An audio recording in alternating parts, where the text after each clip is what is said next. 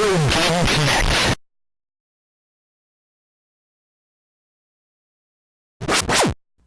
Hello and welcome to Retro Game Connect. I'm Dan Mastriani. And I'll be spending this entire episode thinking about pizza. You do that every episode. Yeah, but this time I really actually plan on buying pizza on my way home. There you go. I just, it goes without saying that you're thinking about pizza. Yeah, pretty much. Anyhow, today we're playing something that, according to my research, is a little more rare on this system. I had no idea. But we're playing Munchman 2 for TI-99 4A. Attack of the Clones. Yes. It's funny that you say that. But we won't spoil it for people who haven't already figured it out. I mean, especially if you can look at the cover. Yeah. Although it kind of looks more like a Tron ripoff on the cover. But that's not what's going on. But this game is actually pretty late release. According to my research, it actually came out in 1987. So the reason that's crazy is because TI stopped making the 99 4A in 1984. So yeah, this game came out like 3 years after the system went out of production. I think I'm going to put out an original Xbox game. You'll have, there are lots of homebrew programmers who will just, because they love the system, will go back and make games for something that's become obsolete. But this is interesting. There was actually, I guess, a company called Triton Products that basically got the contract to distribute TI's unsold inventory, and they were still paying people for games for a few years afterwards. So this is one of those games. This is a sequel to a game by Jim Dramus, who programmed one of the programmers on Parsec, which we played previously. That episode, we shot that so long ago. Yes. But this... I don't even remember what clothes I was wearing. The sequel is actually made by John Phillips. Phillips was a computer science major at Illinois State. He actually bought like a TI for himself because he wanted a computer he could use in his dorm room, so he wouldn't have to sign out time at the computer lab. Mm-hmm. Back when that probably meant working on a mainframe. And I mean, something that's interesting, okay, a game like this, yes, that it's kind of more of a call to kids nowadays. We have the program library. Yeah, yes. This is an advertisement and from 82. As you may notice, we'll bring it closer to the camera for you. There's a famous celebrity on the front of this. Yes. Not as child friendly nowadays.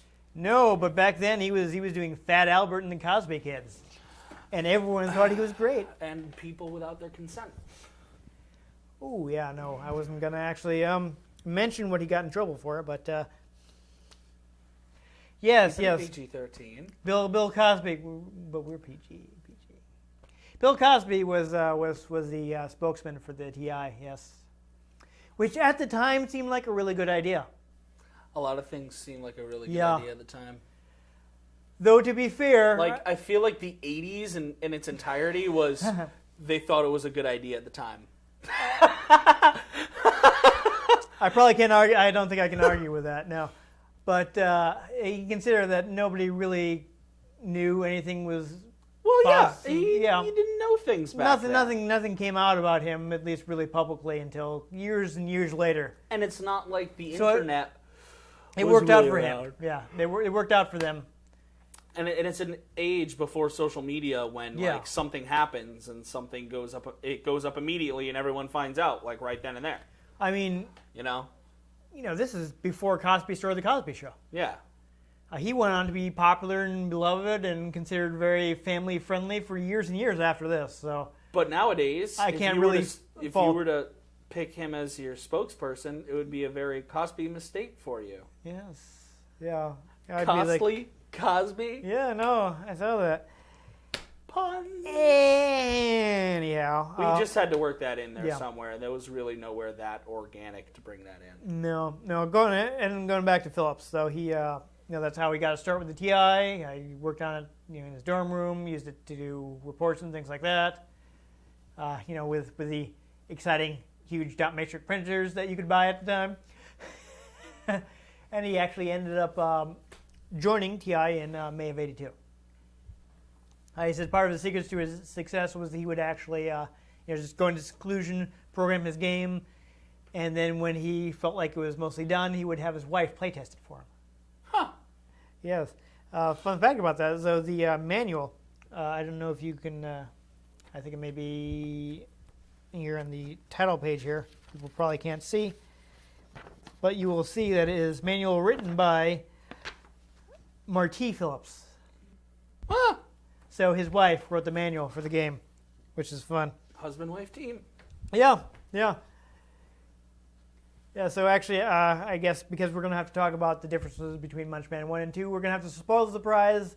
Surprise is basically Pac-Man. Attack of the Clones. Yes. Instead of saying waka waka, it says aka aka. Yeah, but the reason I have to mention this is to point out that the first game, to try to differentiate it a bit from Pac-Man, they had a machine gun. They had him putting down chains, like you had to fill up the maze with chains instead of eating dots. So fill up the maze instead of emptying the maze. Exactly. This is more direct Pac-Man clone. Here you're eating the chains. Okay. Other than that, I know the enemies are called Hunus. Hunus? Yes. You know what that is. What's the name of the enemies? Who knows? Yeah, hey! Right. On that, it also, I'm going to mention this before we start playing because we're not going to do this, but it has what they call a tournament mode, which is, I would basically describe it as a survival challenge. You get one life and see how far you can get, and there's actually like a high score table. Though I'm sure it's probably erased as soon as you shut off the system. But still, that's how you set high scores, and you just go for the best. Unless you have a cassette. Yeah, and I don't think it actually lets you save it to cassette. But one other thing I saw is supposedly I saw an interview with Phillips where he was talking about one of the most clever things he thought he'd done, like programming, is apparently he wrote code for the enemies to be able to like follow your scent. Yeah, I don't even know exactly how that works in the game, but I think we should play it and take a look. I mean, there are some other differences from the first game, but I think it will be better to go over those while we are playing. All right. So let's do this. I'm going to make a joke, but it would sound really awkward out of context, so I'm not going to make that joke. Let's play Munchman.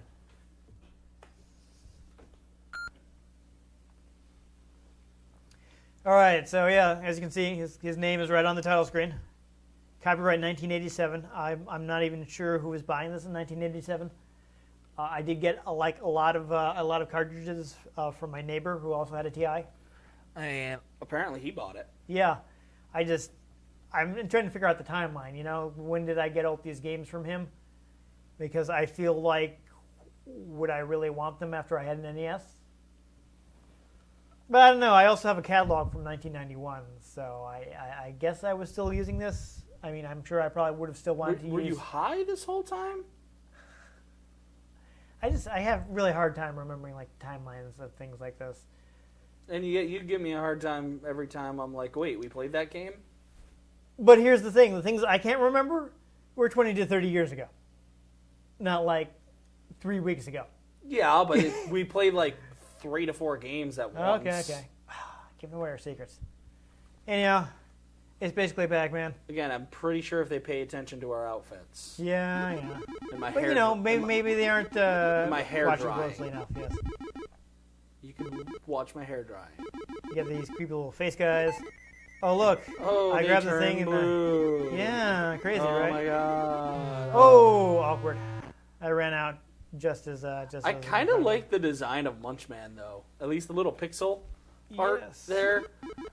Like he looks like he's just constantly screaming. Interesting. He just kind of keeps running unless you run into something.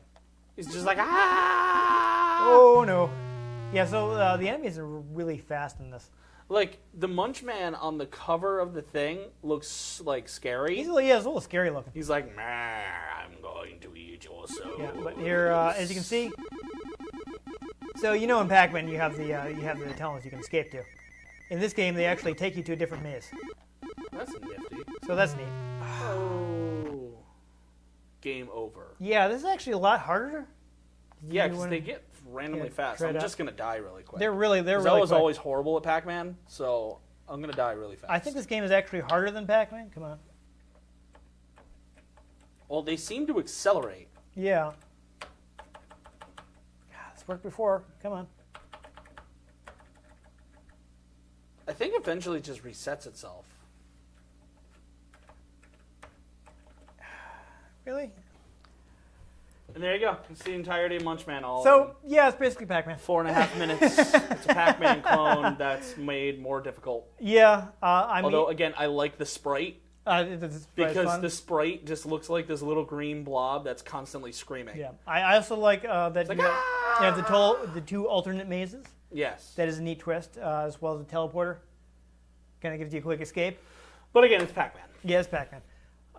It's missing a few features that make Pac-Man more playable. Like, I don't know if you know... Like in ghosts that don't just destroy you constantly? Yes. The ghosts all have different... that is a good point. The ghosts all have different patterns in Pac-Man. Ghosts in this just like hunt you down and murder you? Yeah, and they're faster than you are. In Pac-Man, you can actually corner faster than ghosts can. So that kind of gives you a way to escape. Yeah. Yeah.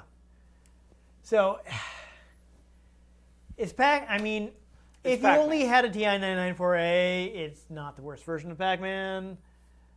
Some people think Munchman 1 is better. I've never played that one.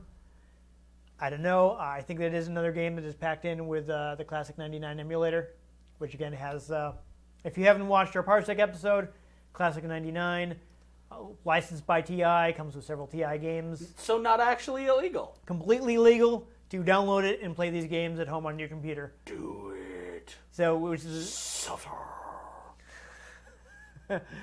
So you can check out these games, maybe play something other than Munchman. Yeah, it's, if you just had a TI, it's not the worst version of Pac-Man, but if you... Play Pac-Man. Yeah, if you have alternate choices, just play. In fact... Download the free app on your phone and play Pac-Man. Actually, if you're going to go to the old school one, you're probably better off with Ms. Pac-Man. Though my Pac-Man recommendation is actually Pac-Man Championship Edition. Champion Edition is awesome. There are a couple updates to that, like Champion Edition DX and DX Plus and whatever. Yeah, I think that you can download that to your phone. Yeah, and they're also on PlayStation 3 and 360. Or play Galaga. You can do that too. Yeah. I think there are PC versions, but Pac-Man Championship Edition is really good Pac-Man. I like it a lot. That is my Pac-Man recommendation. It is honestly not Munchman 2. And that's it. Yeah. Though it might be better if you're playing it on something with better controllers. Maybe.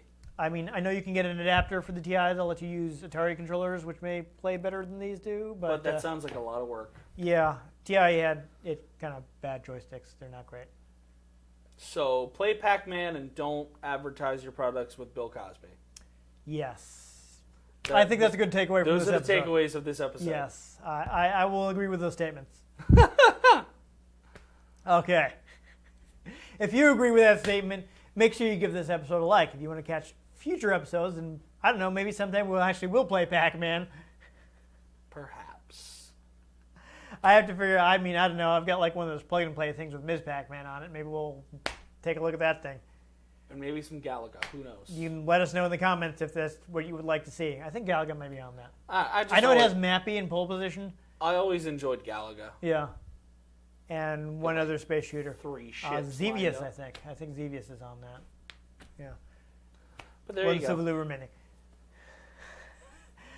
Subscribe to our channel. I have been Dan Mastriani. You can catch me on Twitter at NewTypeCola. I'm Ian Butterfield. You can find me on Twitter at ENG Butterfield. You can find the show at RetroGameCNCT.